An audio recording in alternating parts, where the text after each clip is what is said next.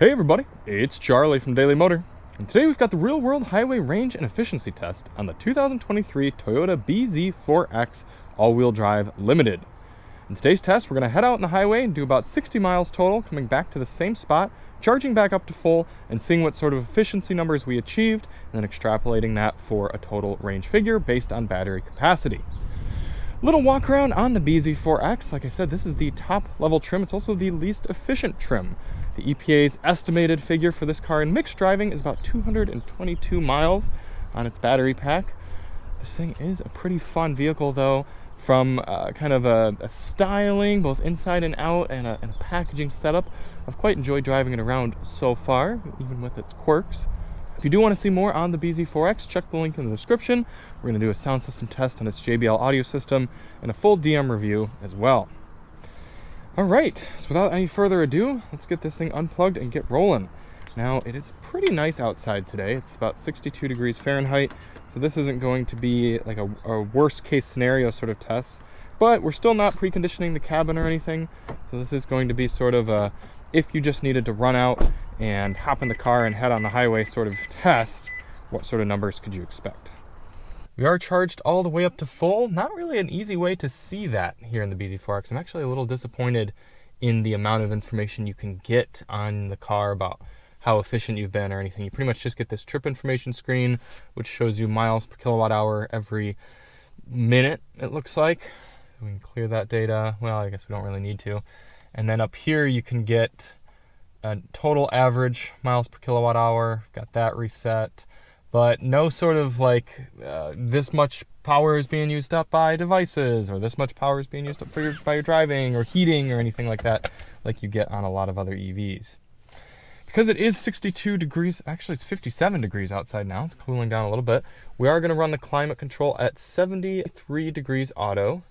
Get that going. We will run it in eco mode, however.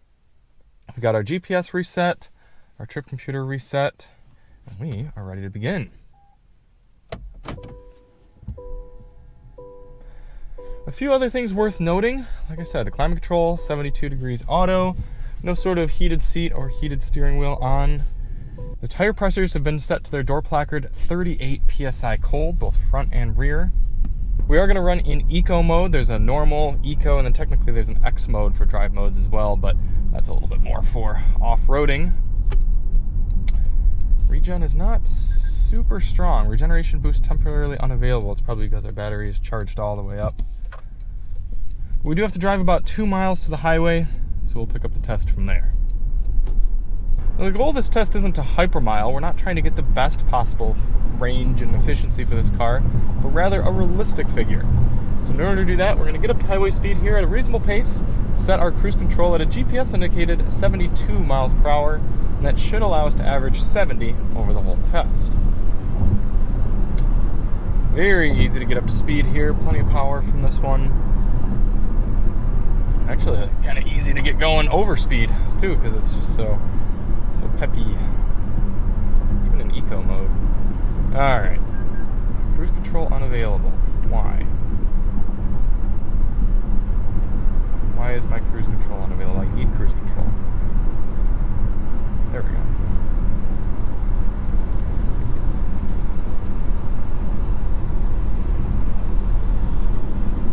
Typical Toyota fashion, it looks like the cruise control likes to sit about 1 mile per hour below what you actually have it set at.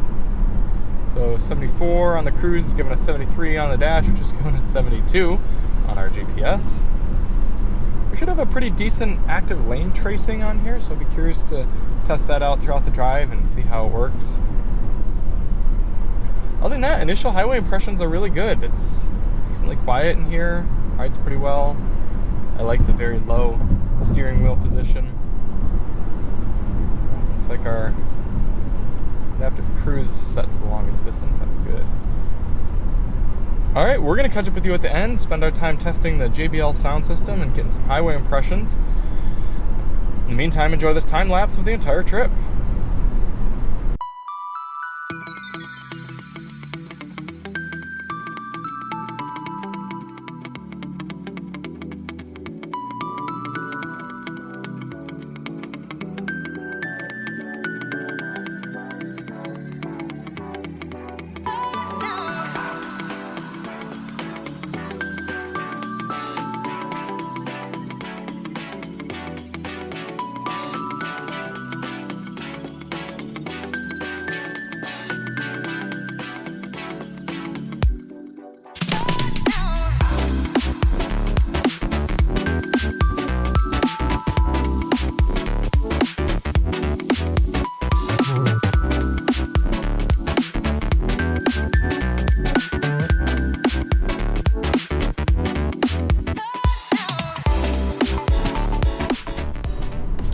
Coming into the end of the highway range test here in the bZ4X, a lot to soak in.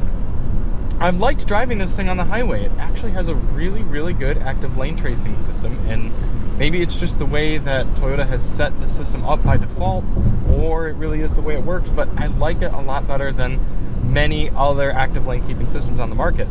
This is very similar to that of Hyundai and Kia, where you rarely hear the system. You can sort of drive for a little bit, maybe 5-10 seconds or so, without putting your hands on the wheel. It keeps it right in the lane like this.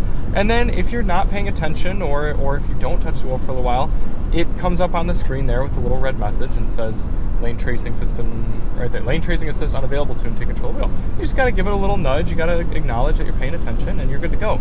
There's no beeping, there's no system disabling. It's a very calm system, and I like that. It works really well. It seems confident driving the car. I was able to do the entire trip and feel relaxed, and it felt like it was aiding me rather than frustrating me as the way a lot of other systems have done.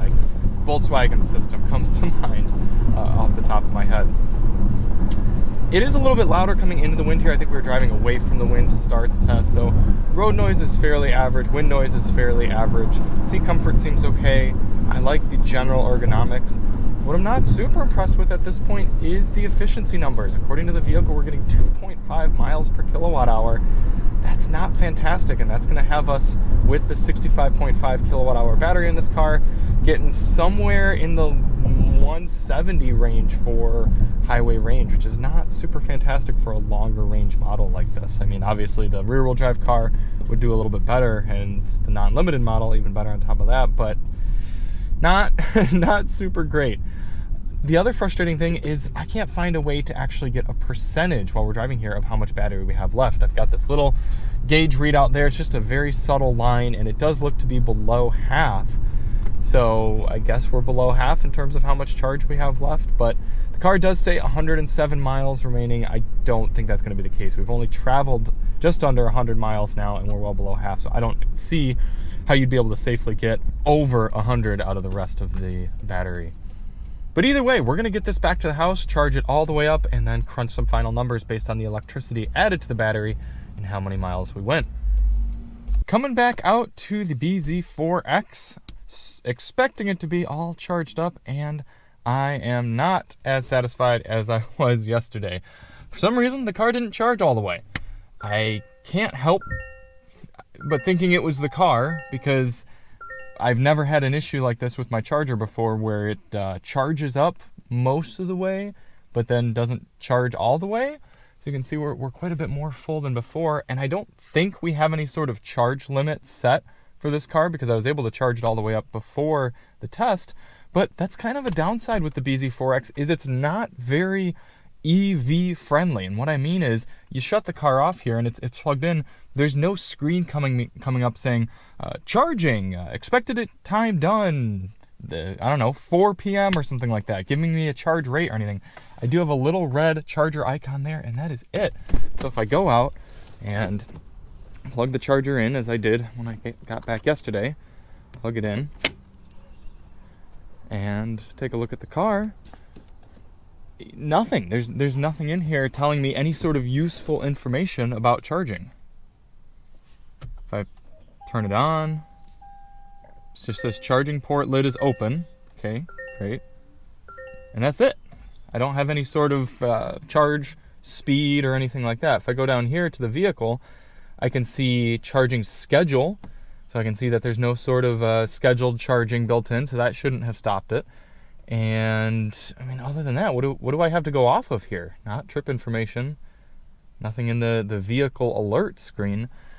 So that's frustrating to me, and we're just going to have to base our highway numbers on what the car got yesterday. So by the time we got back to the house, we had 2.6 miles per kilowatt hour averaged, and we're gonna go off of that.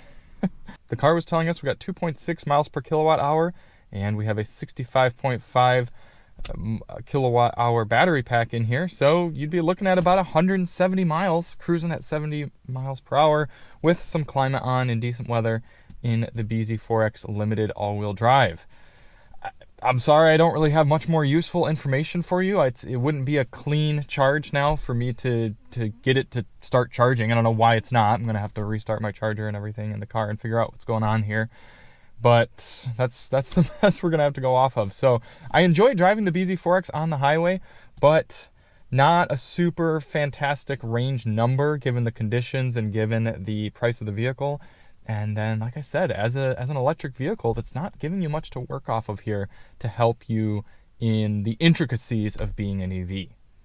So thank you all so much for watching. If you do want to see more on the bZ4X, check the link in the description, and we'll see you on the next one.